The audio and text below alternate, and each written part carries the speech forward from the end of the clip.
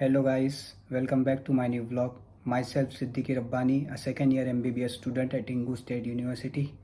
सबसे पहले जो चैनल पे नए हैं वो चैनल को सब्सक्राइब कर लें और जो चैनल को सब्सक्राइब कर चुके हैं वो लाइक और शेयर कर दें ताकि मैं ऐसे ही मोटिवेट होते रहूं और ऐसी वीडियो बनाते रहूं।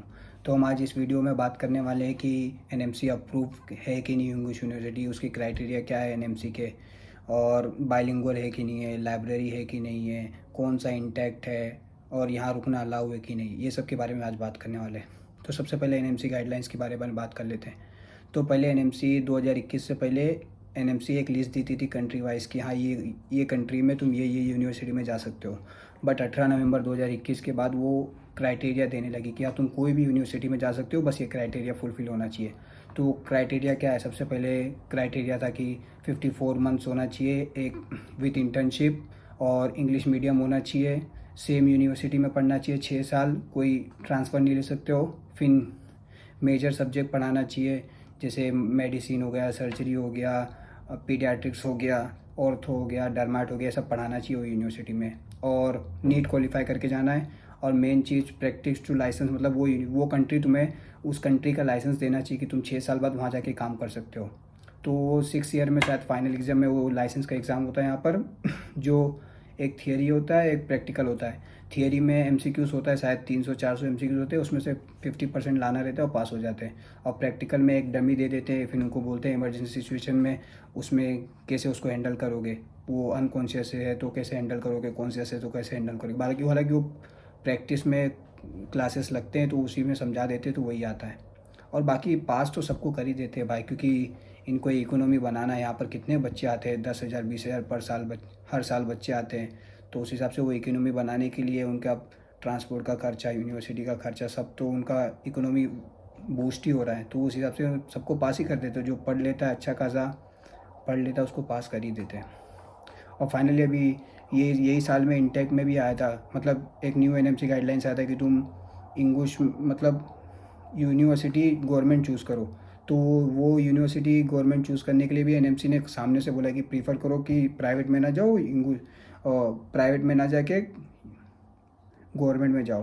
हालांकि ये सब क्राइटेरिया इंग्लिश फॉलो करता है, तो भाई ये सब मत पढ़ो। मुझे भी मालूम है आप कुछ यूट्यूबर के वीडियोस देख के आते हो, तो उधर उनके कमेंट्स भी पढ़ना, देखना उनके कमेंट्स में लिखा हुआ है कि वो लिस्ट आ चुका है, एनएमसी अब अप्रूव्ड है। ये इंग्लिश एनएमसी भी अप्रूव्ड है, और एमसी इंडियन एम्बेसी में और रशियन एम्बेसी में दोनों में हर जगह उनका वैलिड है। यहाँ रजिस्टर हो चुका है। रजिस्टर नहीं होता तो वीज़ा ही नहीं लगता भाई इंडिया में। वीज़ा लग रहा है इंडिया में, जब चेकिंग होकर ही वीज़ा लगता है। अगर वीज़ा लग रहा है तो समझो तुम्हारा वैलिड है वो चीज़। फिर दूसरा बात कर लेते हैं लाइब्रेरी की। तो हाँ भाई, यहाँ लाइब्रेरी है, मेन बिल्डिंग के बाजू में बहुत बड़ी लाइब्रेरी है। उसका कोई चार्ज नहीं लगता है, वो फर्स्ट ईयर में ही जुड़ जाता है। 6 साल तक फ्री है, आराम से वहाँ इंडियन बुक भी है, आराम से आके वहाँ पढ़ सकते हो। और वहाँ पर बैठने के लिए फैसिलिटीज़ बहुत अच्छी है, टेबल है, सब कुछ है, बहुत बड़ा रूम है, आराम से तुम वहाँ पढ़ सकते हो। फिर दूसरा बात कर लेते हैं रुकना अलाउ है कि नहीं है। तो यहाँ रुकना अभी तक तो अलाउ नहीं है, शायद 1-2 साल में अलाउ कर देंगे, बट रुकना अलाउ नहीं है वो भी अच्छी बात है। एक हिसाब से देखने जाओ तो पॉजिटिव वे भी है, क्योंकि अगर यहाँ 2-3 महीना रुकोगे तो 20-30 हज़ार रुपये खर्चा हो ही जाता है। उसी जगह पे 20-30 हज़ार पैसा लगा के तुम इंडिया पहुँच जाओगे, 2-3 महीना घर पे रहोगे, फिर वहाँ से फ़ीस के लाने के लिए 2-3 लाख रुपए का, आप समझ लो 2 लाख रुपए लेके आओ फ़ीस का, तो उसको डॉलर में एक्सचेंज कराओगे वहाँ पर 84-85 में। फिर यहाँ पर रशिया में लेके आओगे तो वो 95-96 में होता है। तो अपने को वहाँ पर 2 लाख का 2,20,000 2,30,000 बन जाता है। तो वो 2,20,000 2,30,000 रुपये का वापस से 2 लाख हटा दो तो 20,000 तो भी बचता है एक्स्ट्रा। वो एक्स्ट्रा से इंडिया से यहाँ आ जाओ रशिया, तो उस हिसाब से एक पैसा वो भी बचता है। हालांकि 10-20 हज़ार एक्स्ट्रा लगेगा, मान लो तो 10-20 हज़ार एक्स्ट्रा लग रहा है, लेकिन 10-20 हज़ार एक्स्ट्रा के चक्कर में आप इंडिया घूम के आ जाओगे 2 महीना, माइंड फ्रेश हो जाएगा। नेक्स्ट ईयर से एक न्यू माइंडसेट लेके पढ़ोगे वापस से, मूड फ्रेश भी रहेगा, यहाँ पर कंटाला भी नहीं आएगा कि 1-2 साल से यही है। हालांकि और एक और प्लस पॉइंट है, अगर इंडिया आप जाओगे तो वहाँ से मसाले भी ले आओगे, क्योंकि 1 साल में आपके मसाले भी ख़त्म हो जाएंगे। वो मसाला ले आओगे तो अच्छी बात है ना कि मसाला हो जाएगा, नहीं तो ऐसे कुरियर कराने का 20,000 25,000 रुपये लगता है उसका भी, तो उस चीज़ से बचा हुआ है।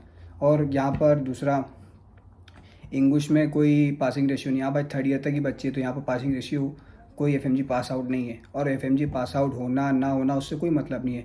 एफएमजी पास आउट बच्चे पढ़ेंगे तो एफएमजी पास आउट रेशियो अच्छा होगा, नहीं पढ़ेंगे तो अच्छा नहीं होगा।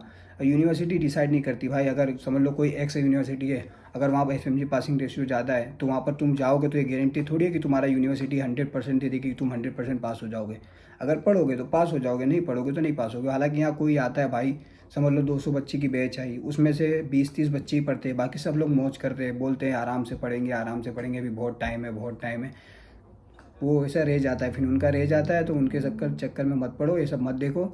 और एफएमजी है भाई तो भी बहुत अच्छी बात है, क्योंकि एफएमजी में 300 मार्क्स का एमसीक्यूज है, उसमें से 150 ही लाना है तो पास हो जाओगे। अगर 300 मार्क्स में से समझो 120 एमसीक्यूज भी इजी आते हैं तो 30-40 मार्क्स का ही एक्स्ट्रा ला के अपने को मेहनत करना है, तो 160 में से जो बचा है उसमें से तुक्का भी मार दोगे 20-30 तो आराम से पास हो जाओगे। अगर नेक्स्ट आ गया भाई तो बहुत लगने वाली, क्योंकि नेक्स्ट में 6 पेपर होंगे, एक दिन में 2 पेपर, फिर नेक्स्ट डे छुट्टी, फिर दूसरे दिन 2 पेपर, फिर नेक्स्ट डे छुट्टी, ऐसा करके 6 पेपर होगा। 6 पेपर में 6 एमसीक्यूज टाइप है, अगर 6 पेपर में एक पे भी फेल हो जाओगे तो सब में फेल हो जाओगे। अगर बाई चांस सब में पास हो गए, फिर वापस से इंटर्नशिप स्टार्ट होगी और फिर वापस से नेक्स्ट 2 देना है। नेक्स्ट 2 प्रैक्टिकल एग्जाम है, वो प्रैक्टिकल में अगर फेल हो गए तो वापस से नेक्स्ट 1 वापस से देना है। तो इससे अच्छा है, ऊपर से नेगेटिव मार्किंग है भाई, एफएमजी में नेगेटिव मार्किंग भी नहीं है, तुक्का भी मार सकते हो। नेक्स्ट में तो तुक्का भी नहीं मार सकते हो, नेगेटिव मार्किंग भी दिया हुआ है, निकल जाओगे तो बहुत अच्छा है भाई। एफएमजी बहुत बेस्ट है, हमारी लगने वाली है भाई सबसे बेस्ट। हमारी 2029 में होने वाला है शायद नेक्स्ट पहली बार, और 2029 में ही हम लोग जून में पास होने वाले हैं, अक्टूबर में नेक्स्ट 1 होगा। बट देखते क्या होता है, अभी तो कोई प्रूवन नहीं हुआ है। बाकी नेक्स्ट ना आए भाई वो बहुत सही है, एफएमजी बेस्ट है, बेस्ट बोले तो बहुत बेस्ट है। और ये नेक्स्ट का एक फ़ायदा है कि अपने को नेक्स्ट दे दोगे तो नीट पीजी नहीं देना रहेगा, नीट पीजी नहीं देना रहेगा, नेक्स्ट में ही अपने को पीजी की सीट मिल जाएगी। फिर दूसरी बच्चे थे, हाँ इनटेक कौन से भाई, तो यहाँ सितंबर इनटेक ही रहता है, क्योंकि यहाँ पर बच्चे सितंबर से आना स्टार्ट होते हैं, लास्ट जनवरी तक आते हैं। तो ऐसा कुछ नहीं है कि आप जनवरी में आओगे तो आपका दूसरा इनटेक हो जाएगा, ऐसा कुछ नहीं है। यहाँ जनवरी तक बच्चे आते हैं आराम से, सितंबर इनटेक ही लगता है, उनको एक्स्ट्रा क्लास लेके कवर करा देते हैं। और बाकी दूसरे यूनिवर्सिटी इस तरफ से बचना भाई, क्योंकि यहाँ ऐसा रूल है, अगर तुम जितनी जल्दी रजिस्ट्रेशन कराओगे उतनी जल्दी आपका एडमिशन होगा। मार्क्स की वैल्यू नहीं है, अगर कम मार्क्स होगा तो भी हो जाएगा, ज़्यादा मार्क्स होगा तो भी हो जाएगा, तो उसका कोई लेना देना नहीं है। लेकिन इसमें कंसल्टेंसी स्कैम कैसे होते हैं, वो पहले देखो, आपको पैसे लेने के टाइम, रजिस्ट्रेशन के टाइम आपको बताएंगे 4 लाख में हम पूरा कर देंगे, 5 लाख में हम पूरा कर देंगे, बट आखिरी में वो बोल देंगे, जब आपने पैसे उनको रजिस्ट्रेशन दे दिया, फिर आखिरी में वो बोल देंगे कि यूनिवर्सिटी ने फ़ीस बढ़ा दिया, ये हो गया ये हो गया, तो आपको उतना, और फिर लास्ट में बोल देंगे कि आपको 5 की जगह 8 लाख देना है, 9 लाख देना है। तो ऐसे स्कैम होते हैं, उस चीज़ से बचना।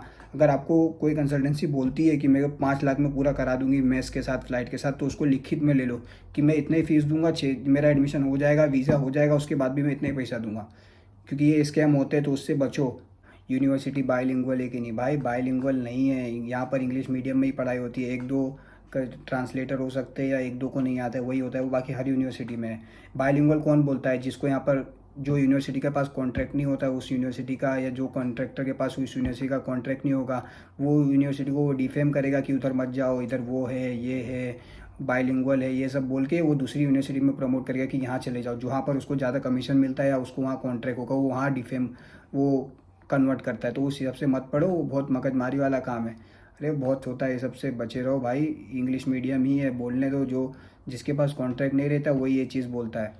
हालांकि उससे पूछो भाई, हम लोग यहाँ, मैं यहाँ पढ़ता हूँ, मुझे मालूम है ना कैसा सीन है क्या नहीं है, तो उस चीज़ से बचो। यहाँ इंग्लिश मीडियम ही है, हर यूनिवर्सिटी में इंग्लिश मीडियम, यहाँ जितने भी रशिया में, क्योंकि इंग्लिश मीडियम नहीं होगा तो अपना एनएमसी अप्रूव नहीं होगा, क्योंकि एनएमसी ने बोला इंग्लिश मीडियम में पढ़ाई होना चाहिए, तो इंग्लिश मीडियम में पढ़ाई होगा तो अपना अप्रूव्ड होगा, तो उस चीज़ से बचो, ध्यान दो। चलो बाकी मिलते हैं नेक्स्ट ब्लॉग में, जब तक के लिए बाय बाय।